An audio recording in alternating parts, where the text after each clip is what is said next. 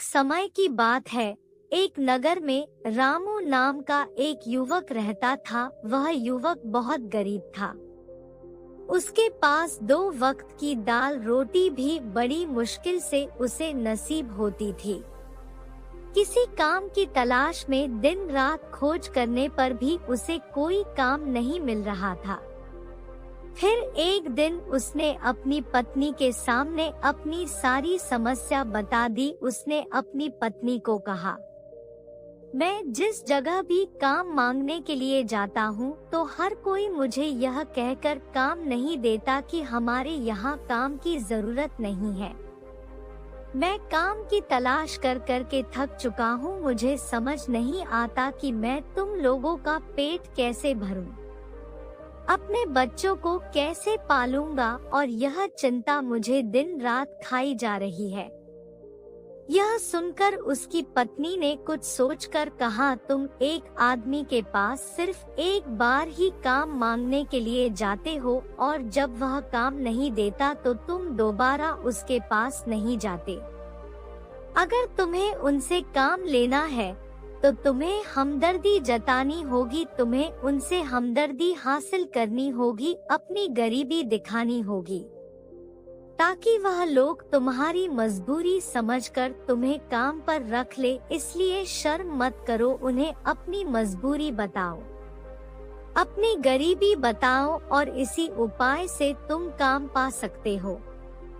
यह बात रामू के मस्तिष्क में बैठ गई। अगले दिन काम मांगने के लिए वह उसी सेठ के पास पहुंचा, जहां पर वह पिछले दिन काम मांगने के लिए गया था। लेकिन इस बार उसने हाथ जोड़कर उस सेठ से प्रार्थना की, उससे विनती की कि वह बहुत गरीब है और उसे काम की बहुत आवश्यकता है। वह जो कुछ भी उसे देंगे वह उसमें संतुष्ट हो जाएगा, पर कृपया करके मुझे अपने यहाँ काम पर रख ले। उसकी यह हालत देखकर उस सेठ ने उसे अपने यहाँ काम पर रख लिया। वह रोज वहाँ पर काम पर जाने लगा। अंदर ही अंदर वह खुश तो था कि उसे काम तो मिल गया, लेकिन उसे वेतन दूसरे लोगों से कम मिलता था। वही काम जो दूसरे लोग कर रहे थे उन्हें ज्यादा वेतन मिल रहा था और उसे कम वेतन मिल रहा था। जब इस बारे में उसने अपने सेठ से कहा तो सेठ ने कहा कि देखो भाई, तुम्हें काम की जरूरत थी, मैंने तुम्हें काम दिया। मेरा धन्यवाद करने की बजाय तुम मुझसे शिकायत कर रहे हो, यह कैसी एहसान फरामोशी है। यह सुनकर रामू वहीं पर चुप हो गया। बात कहीं ना कहीं सत्य थी, सच थी कि सेठ ने तो उसे उसकी मजबूरी के हिसाब से ही काम दिया था और इसीलिए वह उसे अपने अनुसार ही वेतन देता था। लेकिन धीरे धीरे उसने यह बात अपने सगे संबंधियों और अपने दोस्तों को भी बताना शुरू कर दी कि उसका सेठ कैसा आदमी है और उसे कितना वेतन देता है। समय बीतता रहा और रामू पूरी लगन के साथ अपना काम करता रहा, लेकिन अब परिस्थितियां बदलने लगी थी। सेठ अब रामू से दूसरे लोगों से ज्यादा काम लेता था और उनसे कम वेतन उसे देता था। यह बात रामू के मन को बहुत खलती थी। वह दूसरों से ज्यादा मेहनत कर रहा था और उनसे कम वेतन पा रहा था। इससे उसके आत्मसम्मान को बहुत गहरी चोट पहुंची। अब धीरे धीरे उसका मन अपने काम से हटने लगा। उसका मन काम में लगता ही नहीं था। जाहिर सी बात है कि ऐसी जगह किसका मन लगेगा जहां आदमी को अपने आत्मसम्मान के साथ समझौता करना पड़े। इसीलिए जल्द ही उसने अपना काम छोड़ दिया और वह घर पर आकर खाली बैठ गया। अब उसके पास घर का खर्चा चलाने के लिए भी पैसे नहीं बचे थे। इसीलिए उसने अपने सगे संबंधियों और अपने दोस्तों से सहायता मांगनी शुरू की। लेकिन उसके दोस्त उसके सामने तो उसे दया का पात्र समझते थे, उसे दिलासा देते थे, लेकिन पीछे से उसका मजाक उड़ाते थे। वह कहते थे, कितना बेवकूफ है, सेठ ने इतना काम लिया और बेचारे को पैसे भी नहीं दिए। अरे हम इसको पैसे दे दे तो यह कल हमारा भी पैसा नहीं वापस कर पाएगा। इसकी ऐसी हालत है, काम तो इसके पास कुछ है नहीं, पैसा कहाँ से ला कर देगा। और इसी वजह से रामू की हालत दिन पर दिन खराब होती जा रही थी। अब वह दिन रात तनाव में रहने लगा। वही दोस्त, वही सगी संबंधी जो उसके अपने होने का दिखावा करते थे, वह उसे दया का पात्र समझ रहे थे। उन्हें उसके ऊपर तरस आ रहा था। सब लोग आकर उसे ज्ञान तो बहुत देते थे, लेकिन कोई सहायता नहीं करता था। और अक्सर ऐसा ही होता है, ज्ञान देने वाले तो बहुत मिल जाते हैं, लेकिन मदद करने वाले, उंगली पकड़कर, हाथ पकड़कर आगे चलाने वाले कितने लोग मिलते हैं। फिर एक दिन उसे पता चला कि पड़ोस वाली गांव में एक बौद्ध भिक्षु आया हुआ है जो बहुत ही ज्ञानी है। रामू इतना तनाव में था कि उसे कोई रास्ता नजर नहीं आ रहा था। इसीलिए जाने अनजाने में वह उस बौद्ध भिक्षु के पास पहुंच जाता है। वहां पहुंचकर वह सीधे उनके पैरों में गिरकर रोने लग जाता है। वह रोते रोते उन्हें अपनी सारी परिस्थिति बताता है। उसे बताता है कि किस तरह उसके सेठ ने उसका फायदा उठाया और उसके सगे संबंधी उसके साथ कैसा व्यवहार रखते हैं। सारी बातें सुनकर बौद्ध भिक्षु ने उसे चुप कराते हुए कहा, बेटा, यह सारी समस्याएं तुम्हारी बुद्धिहीनता, तुम्हारी मूर्खता के कारण उत्पन्न हुई है। अगर तुम्हारे अंदर समझ होती और तुम समझदार होते तो इनमें से एक भी समस्या तुम्हारा मन को दुखी नहीं कर सकती थी। लेकिन तुमने अपने अविवेक के कारण, अपनी मूर्खता के कारण खुद ही अपने रास्ते में कांटे बिछा दिए। परंतु आज मैं तुम्हें 7 ऐसी बातें बताने जा रहा हूँ जो भूलकर भी किसी को मत बताना, और इन बातों का अनुसरण करते हुए तुम बाहर से मिलने वाले दुखों को तो दूर कर ही सकते हो, जो बेवजह दुनिया की वजह से तुम्हारे अंदर पनपते हैं। पहली बात जो किसी को नहीं बतानी चाहिए वह है अपनी मजबूरी का दिखावा करके दूसरों का दया पात्र बनकर उनकी सहायता लेने की गलती कभी मत करना। हो सकता है कि आज वह तुम्हारी मजबूरी देखकर तुम्हारी सहायता कर दे, लेकिन कल वह तुम्हारा फायदा उठाने से भी नहीं चुकेगा। और अगर फायदा भी नहीं उठाया तो दूसरों के सामने तुम्हारा मजाक बनाने में वह आदमी कभी नहीं झुकेगा। इसीलिए कभी भी अपनी मजबूरी का दिखावा मत करो। अगर घर में 2 रोटी है, सूखी रोटी है, तो वही खाकर सो जाओ, लेकिन दूसरों को इसके बारे में भनक तक नहीं लगनी चाहिए। जरा आप खुद सोचो, मजबूरी बताने का क्या कारण होता है। एक इंसान का या तो वह दूसरों से सहानुभूति हासिल करना चाहता है या उनसे कोई आर्थिक मदद चाहता है।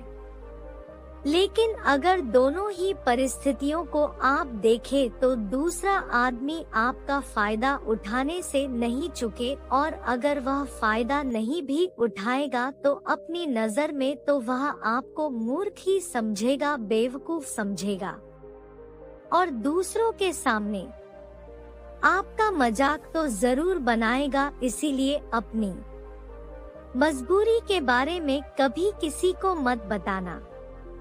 दूसरी बात जो किसी को भी नहीं बतानी चाहिए वह है अपनी अतीत की गलतियां और भविष्य की रणनीतियां। जरा सोचो कि अगर हम अपने अतीत की गलतियां किसी दूसरे को बताते हैं तो उसका क्या प्रभाव होगा। वह गलतियां तो ठीक नहीं की जा सकती जाहिर है, तो उन्हें बताने का क्या कारण रह जाता है।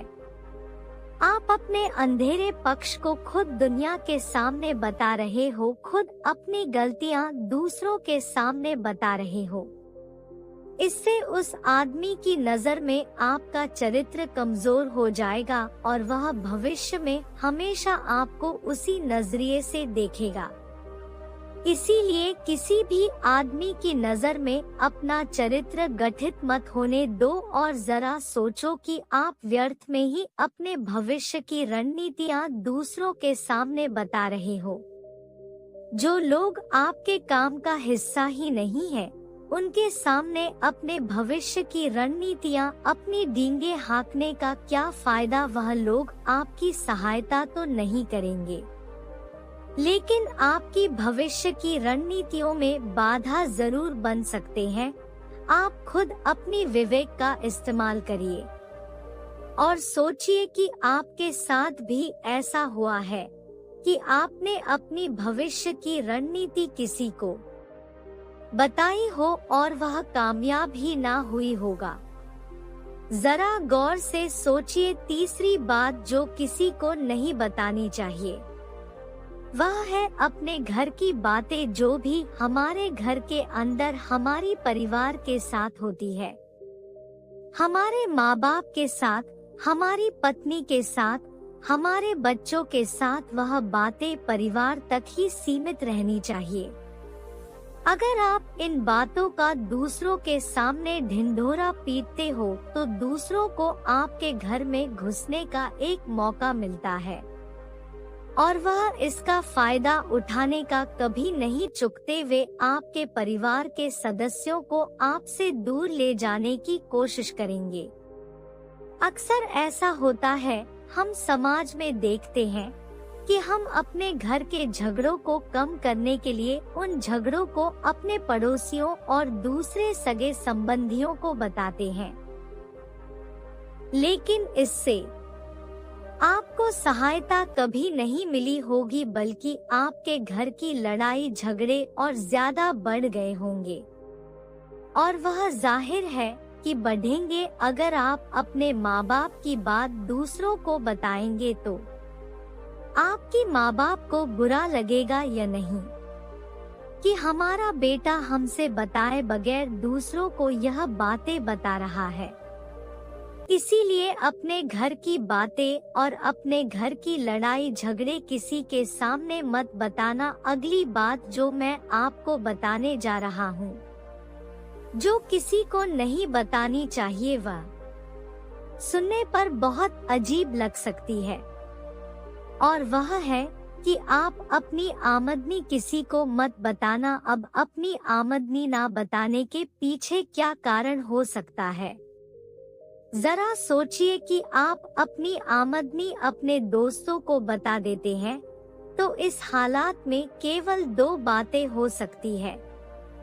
या तो आपकी आमदनी उनसे ज्यादा हो सकती है, या तो फिर आपकी आमदनी उनसे कम हो सकती है।